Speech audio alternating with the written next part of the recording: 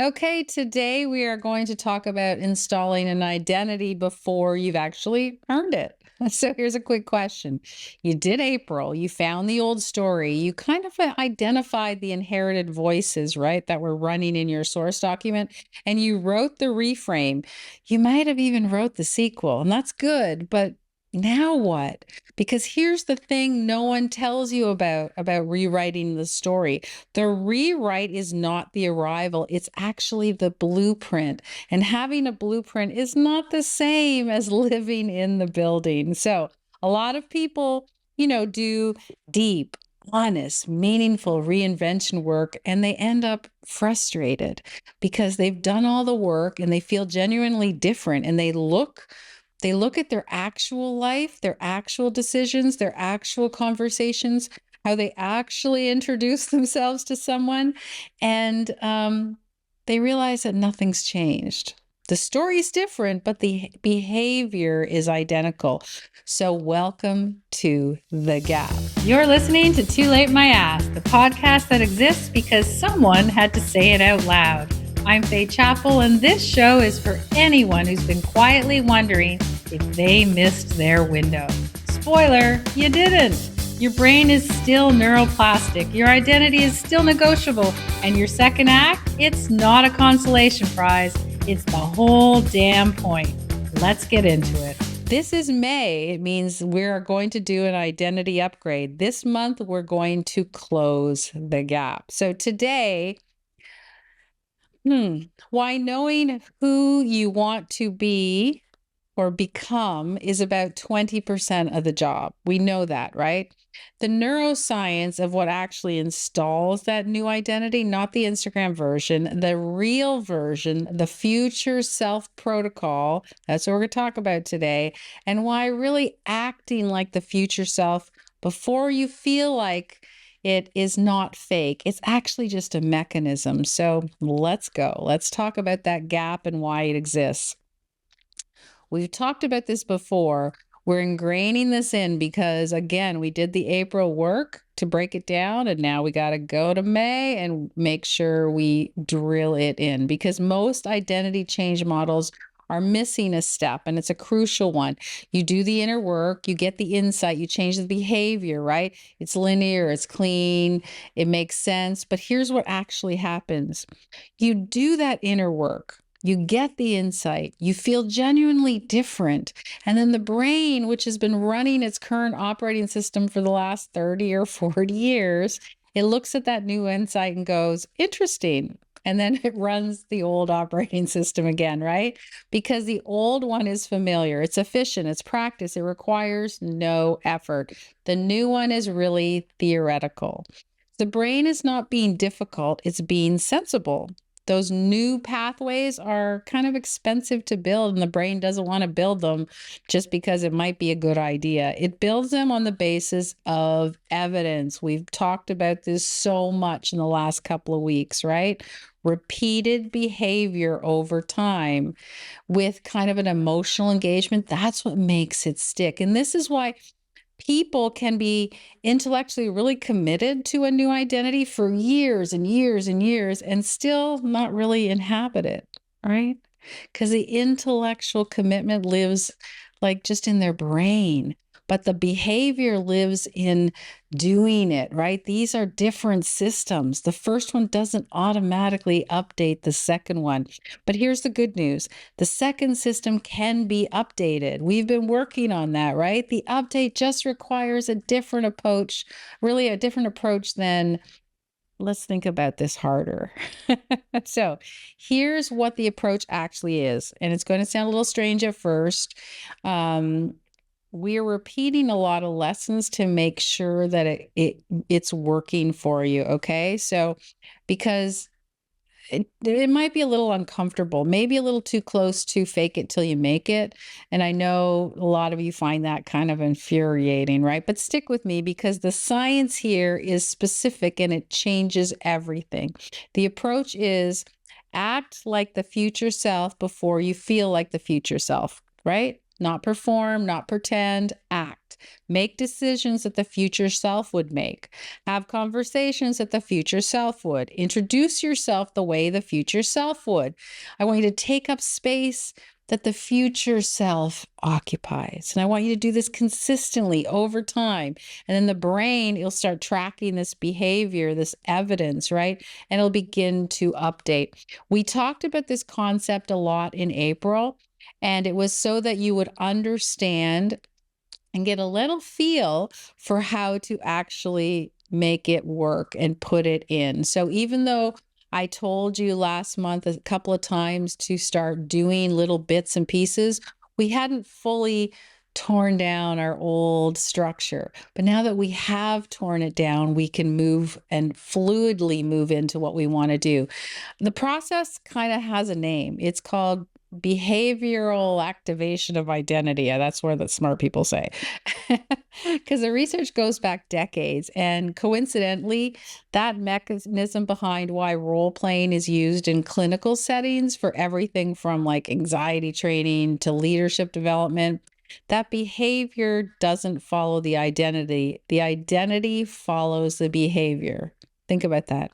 How many of you have always hated role playing? Oh, I was in sales most of my life. And when I first started, we had to do role play, role play, role play. And I hated it and I didn't understand it. But then what you realize is when you role play, it sets it into your brain so you become the person you're role playing. So role playing is actually really, really great. Doesn't mean I like it anymore, but it does work. So here's the interesting part. Let me give you kind of three mechanisms because understanding it is going to really help you do it. So think about first, let's think a little bit about your memory and your mental stimulation, right? Because your brain has a remarkable capacity to simulate future events, right? It does. So not just really imagine them, but actually run them. It engages that same network that would fire if the event was actually happening. You've heard a lot of a skilled athlete, and they visualize their performance in detail, right? And it fires these patterns similar to the actual execution. So when a person imagines a future scenario, that brain processes it in kind of like overlapping circuitry, right? So it feels like it's the real experience. And it's not magic, it's prediction machinery, right? The brain is constantly running simulations of likely futures that are going to happen. So it's preparing you to navigate them, right? The future self-visualization, it works by feeding that machinery specific, emotionally rich representation of a particular future version of you, and it lets the machinery run. So now you're really starting to understand how that whole visualization really works. The specificity is everything. So if you say, I want to be more successful, it gives the machine nothing to work with, right? Because you haven't told it anything. If you say, I am the person who walks into the pitch meeting and describes the work without the credential reach, who charges X rate without being apologetic, who introduces herself as someone who really knows what they're doing, not who they're used to be, then that machine can run. And running it enough time actually changes it and informs your brain that this is your automatic behavior. So that really, you can understand now how role playing and visualization really helps you move forward in that new identity. So number two, there's also this prediction error that we talked about, right? And it's we talked about this in the story rewrite context last month. You might have remembered. If you didn't listen to that, you should go back because the brain updates their self-concept through this prediction error. And that's that gap that we talked about at the top, right? The gap between what is expected and what actually happened. So when you act like your future self in a real situation and it goes better than the old story predicted it would, when the room doesn't collapse, when the direct path lands, when the rates hold, then the brain notices that. and something unexpected happens. The old model isn't quite accurate. And so the update's required, and the brain does it. So you can't really lose. So this is why that 7-day future self activation challenge that we're running this month is it's in the inner circle. It's structured around actual behavior experiments rather than internal exercises, right? So you can visualize all day, but until you take that future self into a real room and see what happens, that prediction error doesn't get generated. So without that error, the update doesn't land quite as good. So let's say that again, right? So we're doing kind of in easier terms, we're doing a role play in our brain, right? And then when we actually go into the real version and it becomes better than our role play, we get a cool update that says, yeah, this is the new me, right? And then finally, there's a third, which is kind of a narrative identity, I guess, really. And the self, it wants to be coherent, right? This is a deep feature of the human psyche, and it's not a flaw. It's when your internal narrative says, I am X, and your behavior says, I am Y. The system's like, what the hell is happening here, right? And it resolves that tension by pulling behavior back towards the narrative or by updating it to match the behavior. So, what does that mean? Most people try to change the narrative in the hope that the behavior will follow, right? The research really suggests that the reverse is at least as powerful. So when you change the behavior specifically and repeatedly, then the narrative follows. This doesn't mean forcing yourself to perform, in a false version. It just means choosing deliberately and with full awareness to act from the version of yourself that is true. Might not be habitual though, right? So the future self isn't a fantasy. It's more of an accurate version of who you already are. It just hasn't had enough time or repetitions yet to really run automatically.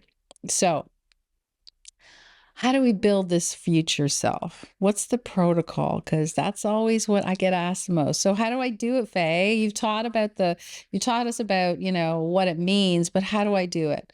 So there's really 4 steps, and this is a practice. Okay. So step 1, again, is get really specific, embarrassingly specific.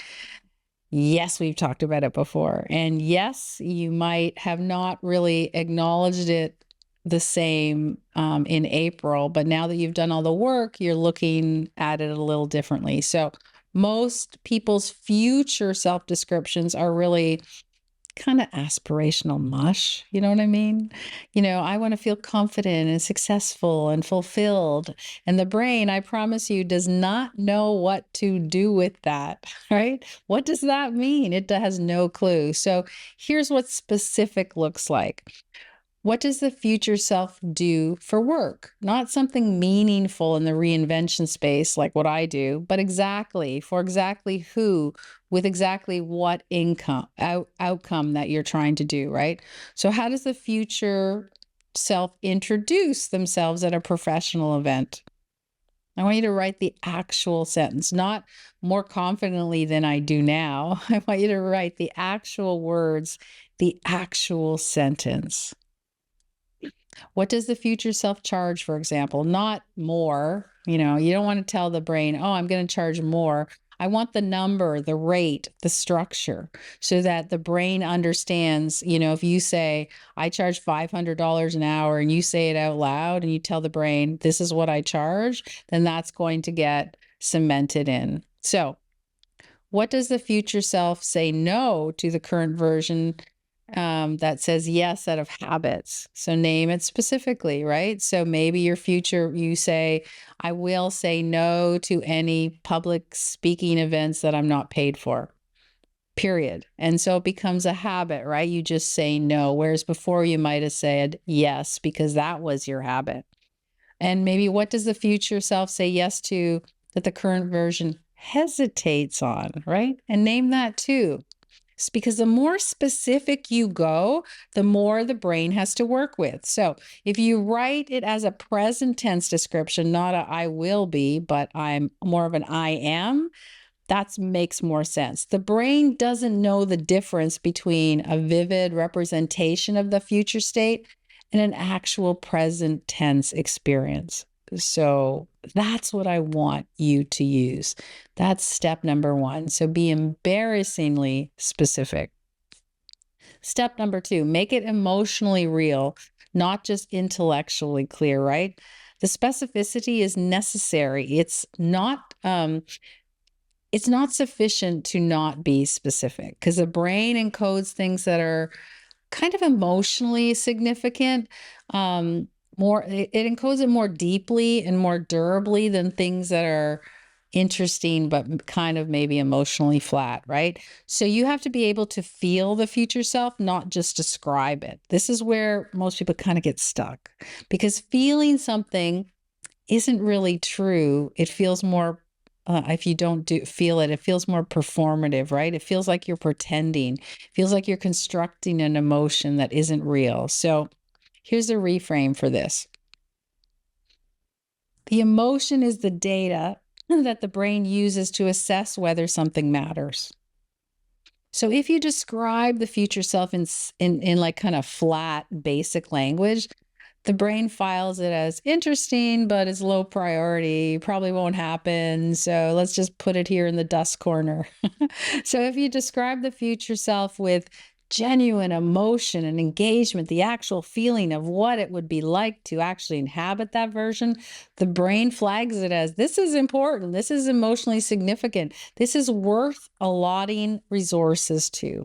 The emotion isn't fake, it's the signal. And generating it deliberately is how you tell the brain this matters enough to build the pathway for it. So, where are we? Number one, you get specific. Number two, make it emotional. Number three, I want you to activate it repeatedly. And this is the part that nobody wants to hear. You don't do this once, you don't do it twice, you do it repeatedly across all these activation events. Like you want to keep doing it. So the pathways with that future self are starting to get stronger because it keeps seeing it over and over again. How many times? I know people ask me, how many times? More than probably you want it to be. And probably fewer than you're afraid it will take, right?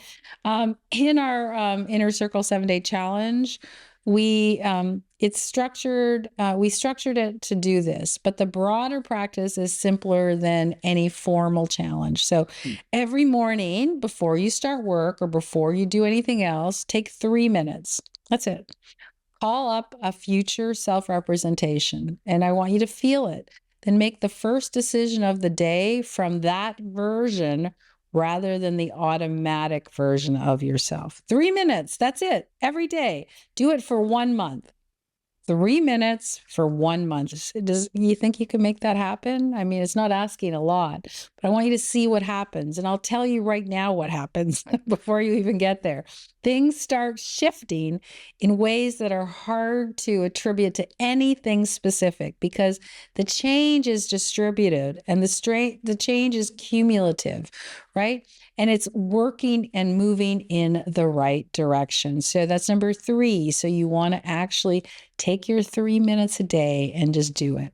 And then finally, number 4, you want to collect the evidence. So every time you act from that future self and it works, when the direct pitch lands, when the rate holds, when the room receives that present tense version of you, then I want you to write it down. 1 sentence. On Tuesday, I introduced myself as what I would do now rather than what I used to be. And the conversation went better. You're writing it down. You're reinforcing the case. You're building the case. It's a body of evidence that the future self is already operational in the world, right? So every piece of evidence that goes into that feedback loop, right? The brain uses to update. So the more evidence in that file, the faster the update. And it's not, this is not to self-congratulate yourself. It's just data collection because the brain needs evidence. How many times can I say that? Give it the evidence that you are moving in the right direction. Okay. So You have your protocol for the month, but let's talk a little bit about the specific mistake that people sometimes make. Let me name that thing that most people kind of get wrong because I've watched it happen enough times that I would consider it predictable, and this might happen to you. You know, they have a beautiful, specific, emotionally real future self description, right? And they activate it, they feel it, and they go into the room and they revert. The rate goes back down. The introduction goes back. The pitch gets downgraded, right? The present tense slides back into that old self. And they conclude this doesn't work for me. My old story is too strong, too established. Maybe I'll try it in the next decade. So, what's actually happening is the old pathways are exactly as strong as they were, and the new ones are exactly as young as they are. So, in high stakes moments, the brain defaults to those established paths because, hey, it's easier and we want to go into survival mode. But the response is that is this you have to make sure you need to keep going. So maybe you need one more activation event. Maybe you need one more time going into the room with the future self and seeing what happens. The old pathway is strong because it has 1,000 repetitions, right? The new one needs repetition too. You're not behind, you're early. So I want to say something specifically to anyone who at this point in this episode is thinking, this sounds like fake it till you make it. I hate fake it till you make it. It feels dishonest. And I hear you. And I want you to understand the distinction.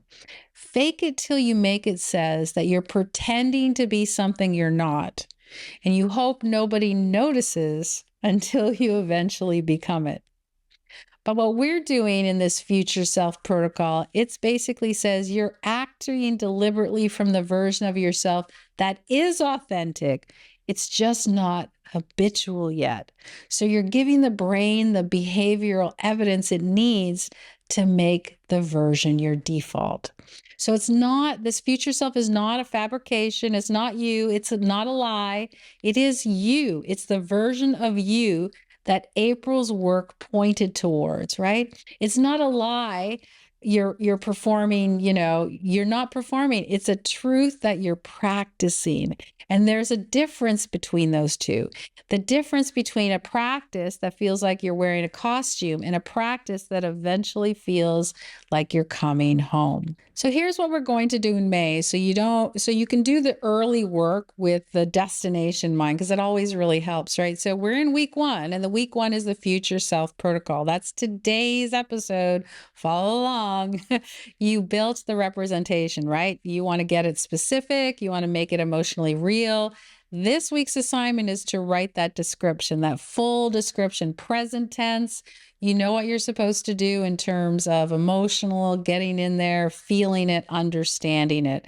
In week 2, we're doing the 7-day future self activation within the inner circle and here. And basically, it's about one decision, one conversation, one action per day. We made it deliberately from the future self rather than the automatic self. Why? Because by day 7, you'll have an entire week of evidence, right? The case file starts. You're excited because you've got it building in. In week 3, in the inner circle, we build your second act bio. And we'll be doing that again on the podcast as well. And this is the external language of your new identity, how the future self describes themselves to the world, to on LinkedIn, in a speaker bio, in the first 30 seconds of a conversation, the words that signal the new chapter rather than the old one. And in week 3, in the inner circle, we do a veto workshop, and we're going to talk about it on the podcast as well. So we're going to veto the undersell, okay? The specific scripts that when somebody offers you less than your worth in money, in relationship, in family, in scope, in how they're describing what you do, the language for holding that line without apologizing or getting angry. So that's May. That's 4 weeks of installation after 4 weeks of really excavating that old self, right? So this week, again, you want to write the future self description, right? Actual writing, present tense, specific enough to be uncomfortable, and long enough to be real. So, what are we including in that? If you didn't catch it all the way through this, we want to make sure that you do what you do, who you do it for, what you charge, how you introduce yourself, what you say no to, what you say yes to, how the room feels when you walk into it as this new version of you. And I don't want you to hedge with I hope I am. It is I am. So for those of you in the inner circle, in our community, I want you to post it in the community threads if you're a member, right? Because the collective specificity of what people write in that thread every week is one of the most useful things you can do in our portal. Seeing your future self next to someone else's future self, it's cool. It changes something because you recognize that other people are doing the work for you. So the full Future Self Protocol Masterclass is in your inner circle portal right now. It's deeper and it's longer. It has exercises built in.